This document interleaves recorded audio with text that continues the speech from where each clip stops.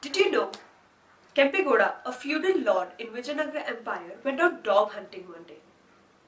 As he was hunting, he fell upon an untrodden and less known land known as Bangalore. He then built a mud palace in that place in 1537. Kempegoda II inherited that land from his father and built 4 watchtowers in 4 corners to demarcate the land, known as the Land of Heroes, and thus Kempegoda became the founder of the city Bangalore.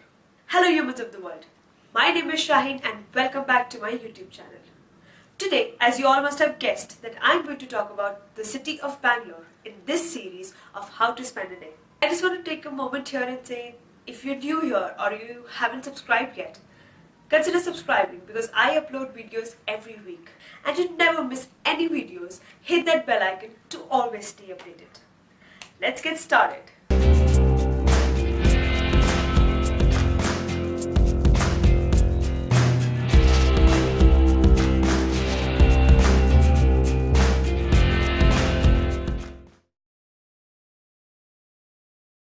First, ISKCON Temple.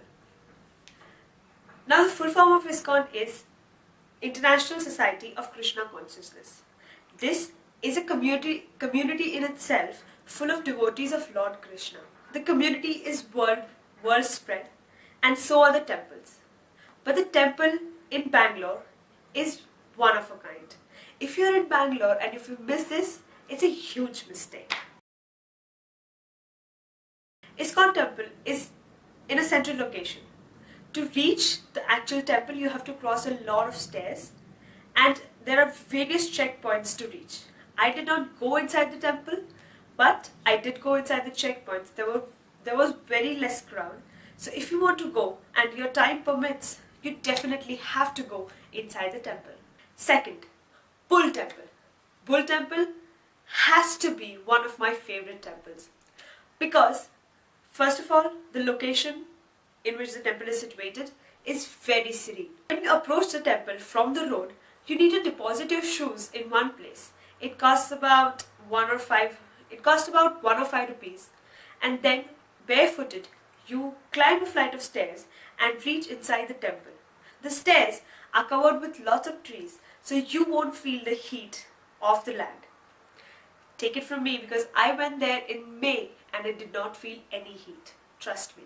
When you reach the temple, you see the huge Gopuram or the main gate to enter the temple. Now, there's an entry fee of course and camera fee as well. So I had a camera and I did not have a lot of cash on me, so I did not go inside, but I did go inside till they allowed inside the gate. And when I went inside the gate, I saw a huge bull, like ginormous bull in that temple. Bull is the main deity of the temple. Now if you want to spend some time there, you can just sit there and spend a little bit of time before you head on to your next location.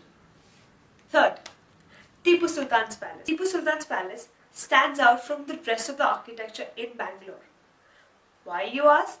Because the rest of the Bangalore is made with typical Kannada architecture, whereas the Tipu Sultan's Palace is an example of Indo-Islamic architecture, which was made in the Mughal era.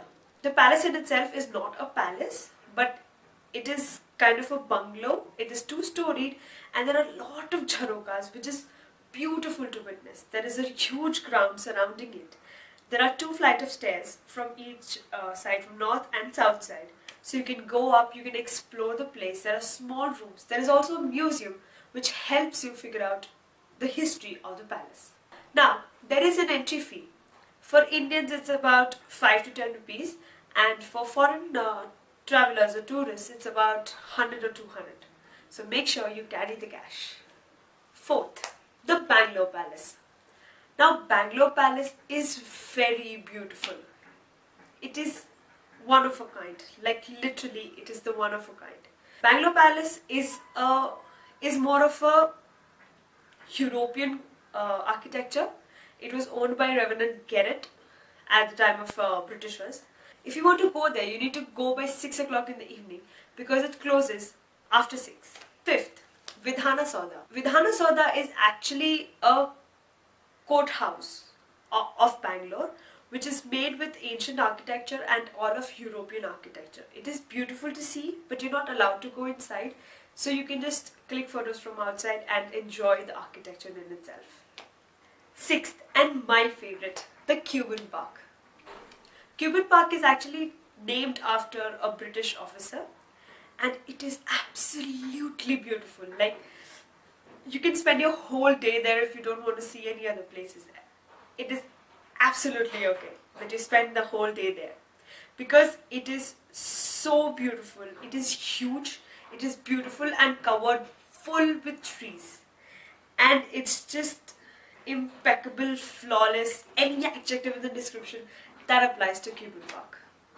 Seventh, and the most interesting, Lal Bagh. Lal Bagh is huge. The whole garden is huge. Okay, now necessary tips in Lal Bagh. First, there is an entry fee about 5 to 10 rupees for Indian, and I don't know for foreigners, I'm sorry. As soon as you enter any gate, there are huge maps on the side. Make sure you look at them and you follow it, because it is very easy to get lost in Lal Bagh. It is absolutely beautiful, but make sure you are looking at the maps. Inside Lal Bagh, there are many great structures. Example, there is a huge clock. It doesn't work, but it's just beautiful. The second most interesting thing is there's a greenhouse which is inspired by one in London. So if you don't want to go to London and if you just want to see that greenhouse, head to Bangalore. The third most interesting part is Lal Bagh has a garden. Lal Bagh is a huge garden, and inside Lal Bagh there is a Japanese garden. So the Japanese garden is also very beautiful. It gives you the whole Japanese feel. And of course, the weather of Bangalore is always good, so you can just go and enjoy the whole park. The fourth thing is a small hill. It is inside Lal Bagh. It is small in the sense, by height it is small, but by area it is huge. So when you climb it, it is amazing. It is just, you get the whole view of near Bangalore, you get the view of the whole Lal Bagh, you get a view of Bangalore. So make sure you, if you have the strength, make sure you do climb that small hill. Did you know that Bangalore is actually a modernized version of the word Bangalore, a typical Kannada term? Let's go to history part. So King Balal of Hoysala dynasty one day got terribly lost in jungle. He was tired, hungry, and it was late at night, and he found an old woman. The old woman offered him boiled beans. He had a stomach full of dinner and slept. As an expression of gratitude towards the old lady, King Balal named the land the boiled beans, or Benda Kaluru, which literally translates into the land of boiled beans. That's how Bangalore got its real name. So make sure when you are in Bangalore, you don't waste time on eating fast foods such as KFC, McDonald's, etc. Although I love it, but I wouldn't recommend if you are in Bangalore. Head to a place where they serve the authentic Kannada thali. You will love it. Trust me. First way is a bus. Now you can take a Bangalore Darshan bus. You can book it in KSRTC website. It is the local bus website for Bangalore and Karnataka. The bus leaves in the morning from Kempegoda main bus station of Bangalore.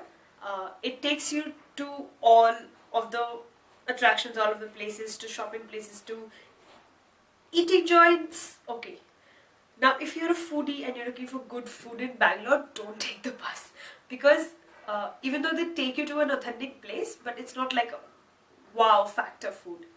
So, if you are a foodie and looking for places to eat in Bangalore, bus is not recommended. But bus is recommended if you really want to see Bangalore in one day.